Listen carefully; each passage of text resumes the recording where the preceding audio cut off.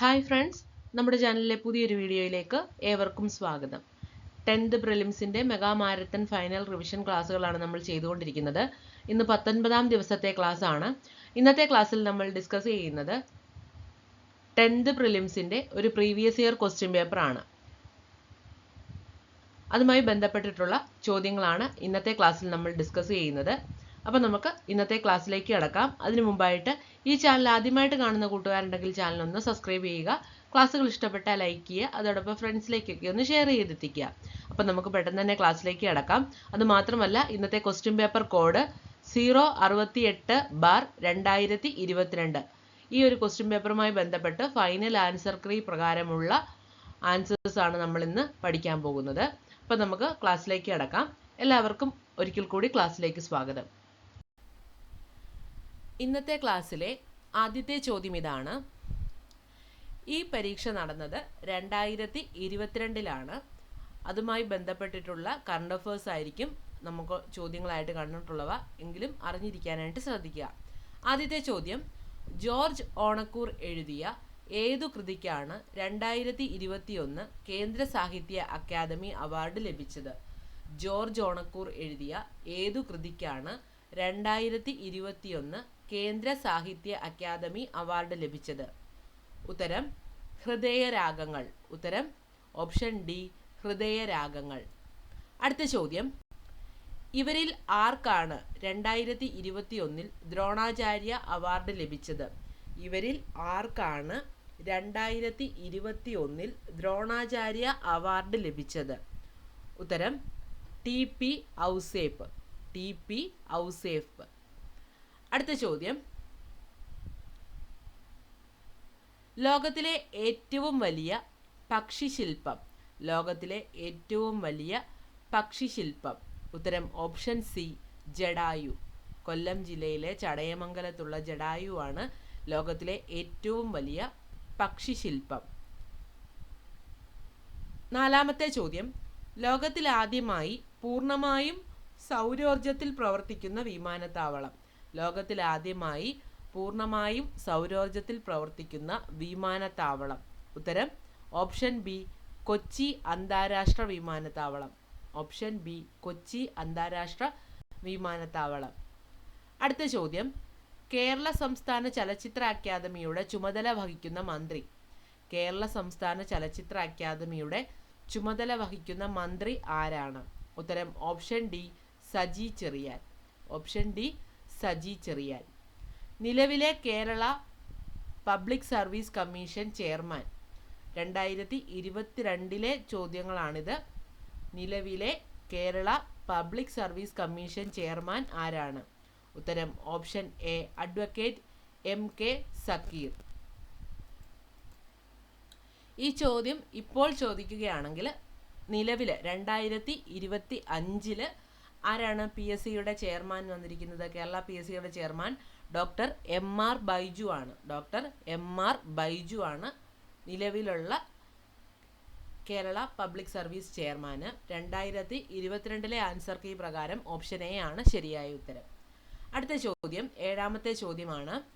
എത്ര ജില്ലാ സഹകരണ ബാങ്കുകളെ സംയോജിപ്പിച്ചാണ് Kerala state cooperative bank limited രൂപീകരിച്ചത്? എത്ര ജില്ലാ സഹകരണ ബാങ്കുകളെ യോജിപ്പിച്ചുകൊണ്ടാണ് കേരള ബാങ്ക് അഥവാ Kerala state cooperative bank limited രൂപീകരിച്ചതെന്നാണ് ചോദ്യം. ഉത്തരം ഓപ്ഷൻ ഡി, 13. അതിൽ കേരളത്തിൽ 14 ജില്ലകളുണ്ട്. 14 ജില്ലകളിലുമായിട്ട് എല്ലാ ജില്ലകളിലും ജില്ലാ സഹകരണ ബാങ്കുകളും ഉണ്ടായിരുന്നു. അതിൽ 13 ജില്ലകളിലെ ബാങ്കുകളെ സംയോജിപ്പിച്ചുകൊണ്ടാണ് കേരള ബാങ്ക് നിലവിൽ വന്നത്. മലപ്പുറം ജില്ലാ സഹകരണ ബാങ്ക് ഈ സംയോജനത്തിൽ ലയിക്കാതെ മാറി നിൽക്കുകയായിരുന്നു. ഈ അടുത്ത കാലത്തോടുകൂടി മലപ്പുറം ജില്ലാ സഹകരണ ബാങ്കും കേരള ബാങ്കിലേക്ക് ലയിക്കപ്പെടുകയുണ്ടായി. ഓക്കെ, അടുത്തത് എട്ടാമത്തെ ചോദ്യമാണ്. അന്ന ബെന്നിന് 2021 ഏത് പുരസ്കാരമാണ് ലഭിച്ചത്? അന്ന ബെന്നിന് 2021 ഏത് പുരസ്കാരമാണ് ലഭിച്ചത്? ഉത്തരം option C, Kerala state film award. Kerala state film award. അടുത്ത ചോദ്യം, ഡോക്ടർ ശോശാമ്മ ഐപ്പിന് 2022 പത്മശ്രീ പുരസ്കാരം ഏതു വിഭാഗത്തിലെ സേവനത്തിനാണ് ലഭിച്ചത്? ഡോക്ടർ ശോശാമ ഐപ്പിന് 2022 പത്മശ്രീ പുരസ്കാരം ഏതു വിഭാഗത്തിലെ സേവനത്തിനാണ് ലഭിച്ചത്? ഉത്തരം ഓപ്ഷൻ ഡി ആണ്, മറ്റുള്ളവ. അടുത്ത ചോദ്യം, Kerala state council for science, technology and environment എന്ന നാമം സ്വീകരിച്ചത് ഏതു വർഷത്തിലാണ്? ഉത്തരം 2002. 11ാമത്തെ ചോദ്യം, ഭൂമിയുടെ വൻകര ഭൂവൽക്കത്തിൽ അടങ്ങിയിരിക്കുന്ന പ്രധാന ധാതുക്കൾ ഏതൊക്കെയാണ്? ഉത്തരം ഓപ്ഷൻ ഡി അലുമിനിയം, അതുപോലെ തന്നെ സിലിക്ക. താഴെ തന്നിരിക്കുന്നവയിൽ അവസാദ ശിലയ്ക്ക് ഉദാഹരണമല്ലാത്തത് ഏതാണ് ചോദിച്ചിരിക്കുന്നത്? താഴെ തന്നിട്ടുള്ളതിൽ അവസാദ ശിലയ്ക്ക് ഉദാഹരണമല്ലാത്തത് ഏതാണ്? ഉത്തരം ഓപ്ഷൻ സി ബസാൾട്ട്.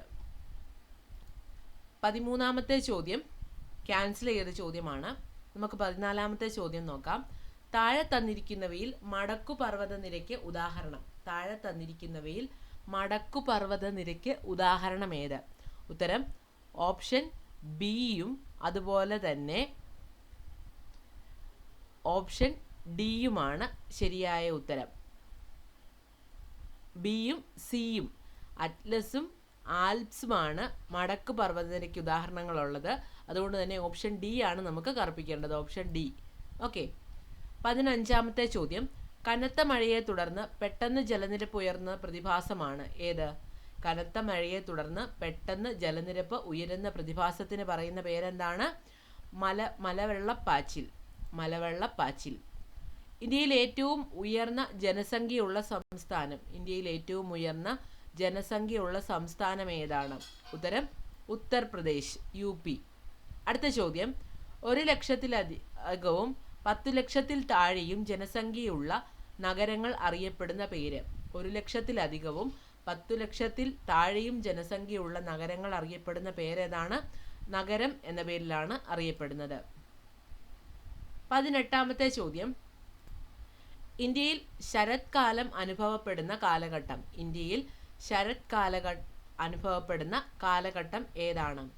സെപ്റ്റംബർ മുതൽ ഒക്ടോബർ വരെയാണ്. ഓപ്ഷൻ ഡി ആണ് ശരിയായ ഉത്തരം. ഇന്ത്യയിൽ ശരത്കാലം അനുഭവപ്പെടുന്ന കാലഘട്ടം സെപ്റ്റംബർ മുതൽ ഒക്ടോബർ വരെ. അടുത്തത് 19ാമത്തെ ചോദ്യം, കേരളത്തിൽ ഏറ്റവും കൂടുതൽ അരി ഉൽപ്പാദിപ്പിക്കപ്പെടുന്ന ജില്ല. കേരളത്തിൽ ഏറ്റവും കൂടുതൽ അരി ഉൽപ്പാദിപ്പിക്കപ്പെടുന്ന ജില്ല. ഉത്തരം ഓപ്ഷൻ ബി പാലക്കാട്. അടുത്ത ചോദ്യം, താഴെ തന്നിരിക്കുന്നവയിൽ ട്രാൻസ് ഹിമാലയത്തിൽ ഉൾപ്പെടുന്നത് ഏത്? താഴെ പറയുന്നവയിൽ ട്രാൻസ് ഹിമാലയത്തിൽ ഉൾപ്പെടുന്നത് ഏത്? ഉത്തരം ലഡാക്ക് ആൻഡ് സസ്കർ. ലഡാക്കും സസ്കറും ട്രാൻസ് ഹിമാലയത്തിൽ ഉൾപ്പെടുന്നവയാണ്. 21ാമത്തെ ചോദ്യം, താഴെ പറയുന്നവയിൽ അവകാശ പത്രികയിൽ ഒപ്പുവെച്ച ബ്രിട്ടീഷ് രാജാവ് ആരാണ്? താഴെ പറയുന്നവരിൽ അവകാശ പത്രികയിൽ ഒപ്പുവെച്ച ബ്രിട്ടീഷ് രാജാവ് വില്യം മൂന്നാമനാണ്. ഉത്തരം ഓപ്ഷൻ ഡി വില്യം മൂന്നാമൻ. 22ാമത്തെ ചോദ്യം, കേരളത്തിലെ ഇപ്പോഴത്തെ മുഖ്യ വിവരാവകാശ ഓഫീസർ. ഉത്തരം Vishwas Mehta. Indian flag code പ്രകാരം VVIP വിമാനങ്ങളിൽ ഉപയോഗിക്കുന്ന പതാകയുടെ അളവ്. ഇന്ത്യൻ ഫ്ലാഗ് കോഡ് പ്രകാരം VVIP വിമാനങ്ങളിൽ ഉപയോഗിക്കുന്ന പതാകയുടെ അളവ്. ഉത്തരം ഓപ്ഷൻ സി 450 മുതൽ 300 മില്ലിമീറ്റർ വരെയാണ്. 24ാമത്തെ ചോദ്യം, പൂർണ്ണമായും രാഷ്ട്രത്തിൻ്റെ പണം കൊണ്ട് സംരക്ഷിക്കപ്പെടുന്ന യാതൊരു വിദ്യാഭ്യാസ സ്ഥാപനത്തിനും മതപരമായ ബോധനം നൽകുവാൻ പാടുള്ളതല്ല എന്ന് പരാമർശിക്കുന്ന ഇന്ത്യൻ ഭരണഘടനയിലെ അനുച്ഛേദം ഏതാണ്? പൂർണ്ണമായും രാഷ്ട്രത്തിൻ്റെ പണം കൊണ്ട് സംരക്ഷിക്കപ്പെടുന്ന യാതൊരു വിദ്യാഭ്യാസ സ്ഥാപനത്തിലും മതപരമായ ബോധനം നൽകുവാൻ പാടുള്ളതല്ല എന്ന് പരാമർശിക്കുന്ന ഇന്ത്യൻ ഭരണഘടനയിലെ അനുച്ഛേദം ഏതാണ്? ഉത്തരം ഓപ്ഷൻ എ 28(1) പറഞ്ഞിരിക്കുന്നത്. സംസ്ഥാനങ്ങളുടെ കടമെടുപ്പുമായി ബന്ധപ്പെട്ട് ഭരണഘടനയിൽ പ്രതിപാദിച്ചിരിക്കുന്ന അനുച്ഛേദം. സംസ്ഥാനങ്ങളുടെ കടമെടുപ്പുമായി ബന്ധപ്പെട്ട് ഭരണഘടനയിൽ പ്രതിപാദിച്ചിരിക്കുന്ന അനുച്ഛേദം. ഉത്തരം ഓപ്ഷൻ ബി 293. 26ാമത്തെ ചോദ്യം, താഴെ തന്നിരിക്കുന്നവയിൽ ദേശീയ മനുഷ്യാവകാശ കമ്മീഷൻ ചെയർമാൻ സ്ഥാനം നിർവഹിച്ചിട്ടില്ലാത്ത വ്യക്തി. താഴെ തന്നിരിക്കുന്നവയിൽ ദേശീയ മനുഷ്യാവകാശ കമ്മീഷൻ ചെയർമാൻ സ്ഥാനം വഹിച്ചിട്ടില്ലാത്ത വ്യക്തി ആരാണ്? ഉത്തരം ജസ്റ്റിസ് ഗോപാൽ പല്ലവ് പട്നായിക്. 27ാമത്തെ ചോദ്യം, വിവരാവകാശ അപേക്ഷ നിരസിക്കുവാൻ നിർദ്ദേശിച്ചിരിക്കുന്ന വിവരാവകാശ വകുപ്പ് ഏതാണ്? വിവരാവകാശ അപേക്ഷ നിരസിക്കുവാൻ നിർദ്ദേശിച്ചിരിക്കുന്ന വിവരാവകാശ വകുപ്പ് ഏതാണ്? ഉത്തരം ഓപ്ഷൻ എ 8. അടുത്ത ചോദ്യം, ഭരണകൂടത്തിനും രാഷ്ട്രത്തിനും അവയെ സൃഷ്ടിക്കുകയും അവയ്ക്ക് കീഴിൽ ജീവിക്കുകയും ചെയ്യുന്ന മനുഷ്യരുടെ താൽപ്പര്യങ്ങൾക്കപ്പുറം ഒരു ലക്ഷ്യവുമില്ല.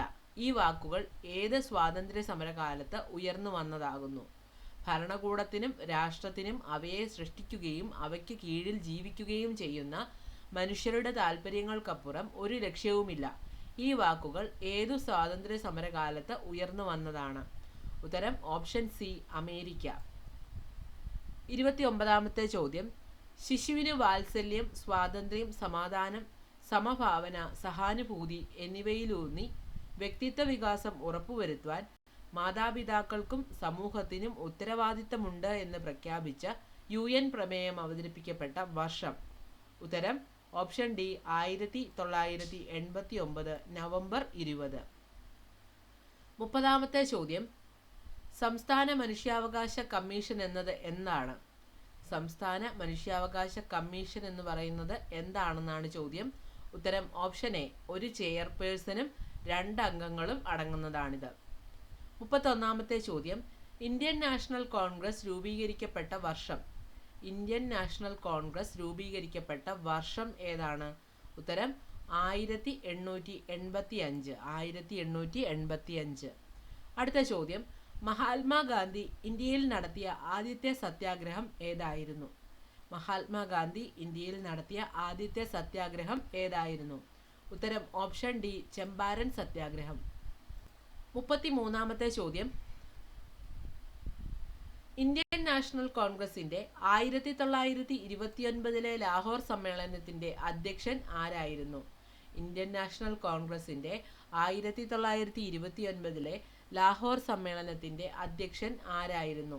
ഉത്തരം option B Jawaharlal Nehru. Option B Jawaharlal Nehru. സ്വതന്ത്ര ഇന്ത്യയിലെ സംസ്ഥാന പുനഃസംഘടനാ കമ്മീഷന്റെ അധ്യക്ഷൻ ആരായിരുന്നു? Option D Fazal Ali. സ്വതന്ത്ര ഇന്ത്യയിലെ സംസ്ഥാന പുനഃസംഘടനാ കമ്മീഷന്റെ അധ്യക്ഷൻ ആരായിരുന്നു? ഫസൽ അലി.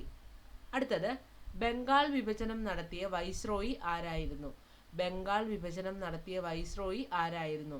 കഴ്സൺ പ്രഭു. ഉത്തരം കഴ്സൺ പ്രഭു. 36ാമത്തെ ചോദ്യം, 1857 കലാപത്തിന് നാനാ സാഹിബ് നേതൃത്വം നൽകിയ സ്ഥലം ഏതായിരുന്നു? ഉത്തരം Kanpur. Option B Kanpur. Indian national ആർമിയുടെ വനിതാ വിഭാഗത്തിന്റെ പേരെന്തായിരുന്നു? ഇന്ത്യൻ നാഷണൽ ആർമിയുടെ വനിതാ വിഭാഗത്തിന്റെ പേരെന്തായിരുന്നു? ഉത്തരം option A Rani Jhansi regiment. Rani Jhansi regiment. അടുത്തത്, സാന്താൾ കലാപം നടന്ന പ്രദേശം ഏതായിരുന്നു? സാന്താൾ കലാപം നടന്ന പ്രദേശം രാജ്മഹൽ കുന്നുകൾ. ഉത്തരം രാജ്മഹൽ കുന്നുകൾ. ചുവടെ തന്നിട്ടുള്ളവയിൽ ബാലഗംഗാധർ തിലകൻ ആരംഭിച്ച പത്രം ഏതായിരുന്നു? ചുവടെ തന്നിട്ടുള്ളവയിൽ ബാലഗംഗാധർ തിലകൻ ആരംഭിച്ച പത്രം ഏതായിരുന്നു? ഉത്തരം ഓപ്ഷൻ ഡി മറാത്ത. 40ാമത്തെ ചോദ്യം, സ്വതന്ത്ര ഇന്ത്യ ബക്കാറോയിൽ സ്ഥാപിച്ച ഇരുമ്പുരുക്ക് വ്യവസായശാലയ്ക്ക് സഹായം നൽകിയ വിദേശ രാഷ്ട്രം ഏതായിരുന്നു? Option C Soviet Union. 41ാമത്തെ ചോദ്യം, സൈലന്റ് വാലി സ്ഥിതി ചെയ്യുന്ന ജില്ല ഏതാണ്? സൈലന്റ് വാലി പാലക്കാട് ജില്ലയിലാണ് സ്ഥിതി ചെയ്യുന്നത്. താഴെ തന്നിട്ടുള്ളവയിൽ കേരളത്തിൽ കിഴക്കോട്ടൊഴുകുന്ന നദി ഏത്? ചുവടെ തന്നിട്ടുള്ളതിൽ കിഴക്കോട്ടൊഴുകുന്ന നദി ഏതാണെന്നാണ് ചോദ്യം. ഉത്തരം ഓപ്ഷൻ ബി കബനി. കേരളത്തിൽ കർഷക ദിനമായി ആചരിക്കുന്ന ദിവസം എന്നാണ്? കേരളത്തിൽ കർഷക ദിനമായി ആചരിക്കുന്നത് ചിങ്ങം 1-നാണ്. ഓപ്ഷൻ എ ചിങ്ങം 1. ശാസ്താംകോട്ട തടാകം സ്ഥിതി ചെയ്യുന്ന ജില്ല ഏത്? ശാസ്താംകോട്ട തടാകം സ്ഥിതി ചെയ്യുന്നത് കൊല്ലം ജില്ലയിലാണ്. ഓപ്ഷൻ സി കൊല്ലം. ചുവടെ തന്നിട്ടുള്ളവയിൽ രാജീവ് ഗാന്ധി ഖേൽരത്ന അവാർഡ് ലഭിച്ച മലയാളി കായിക താരം ആരാണ്? ഉത്തരം option B KM Beenamol. Chettuva മത്സ്യബന്ധന തുറമുഖം സ്ഥിതി ചെയ്യുന്ന ജില്ല ഏതാണ്? ചേറ്റുവ മത്സ്യബന്ധന തുറമുഖം സ്ഥിതി ചെയ്യുന്ന ജില്ല തൃശ്ശൂർ ജില്ല. Option D Thrissur. കേരളത്തിൽ നിലവിൽ എത്ര അന്താരാഷ്ട്ര വിമാനത്താവളങ്ങളാണ് ഉള്ളത്? കേരളത്തിൽ നിലവിൽ എത്ര അന്താരാഷ്ട്ര വിമാനത്താവളങ്ങളാണ് ഉള്ളത്? 4 അന്താരാഷ്ട്ര വിമാനത്താവളങ്ങൾ. 47ാമത്തെ ചോദ്യം വായിച്ചില്ല. കേരളത്തിലെ ആദ്യത്തെ ജലവൈദ്യുത പദ്ധതി ഏതാണ്? കേരളത്തിലെ ആദ്യത്തെ ജലവൈദ്യുത പദ്ധതി പള്ളിവാസൽ. ഉത്തരം പള്ളിവാസൽ. 49ാമത്തെ ചോദ്യം, കേരള ആരോഗ്യ സർവകലാശാല സ്ഥിതി ചെയ്യുന്ന സ്ഥലം ഏതാണ്? കേരള ആരോഗ്യ സർവകലാശാല സ്ഥിതി ചെയ്യുന്ന സ്ഥലം തൃശ്ശൂർ. Option D, Thrissur. എൻ്റെ കുമ്പളങ്ങി എന്ന പുസ്തകം എഴുതിയത് ആരാണ്? എൻ്റെ കുമ്പളങ്ങി എന്ന പുസ്തകം എഴുതിയത് ആരാണ്? Professor K V Thomas. Professor K V Thomas. അപ്പം നമ്മൾ ഇന്നത്തെ ക്ലാസ്സിൽ ഇത്രയും ചോദ്യങ്ങളാണ് പഠിക്കുന്നത്. 50 ചോദ്യങ്ങൾ നമ്മൾ ഡിസ്കസ് ചെയ്തു. വരും ദിവസങ്ങളിൽ ഇതിൻ്റെ ബാക്കി ക്വസ്റ്റ്യൻസ് നമുക്ക് ഡിസ്കസ് ചെയ്യാം. വരാനിരിക്കുന്ന 3rd ഉം 4th ഉം സ്റ്റേജ് എഴുതുന്ന കൂട്ടുകാർക്ക് ഈ ഒരു ക്വസ്റ്റ്യൻ പേപ്പർ ഉപകാരപ്രദമായിരിക്കും. ഇതിൽ നിന്നും ചോദ്യങ്ങൾ നമുക്ക് പ്രതീക്ഷിക്കാം. ഇല്ലെങ്കിൽ ചോദ്യങ്ങളുടെ മോഡൽ ഏത് രീതിയിലാണെന്ന് നമുക്ക് മനസ്സിലാക്കാനായിട്ട് സാധിക്കും. അപ്പം അടുത്ത ദിവസം മറ്റൊരു ക്ലാസ്സുമായി നമുക്ക് വീണ്ടും കാണാം. എല്ലാവർക്കും വിജയാശംസകൾ. Thank you.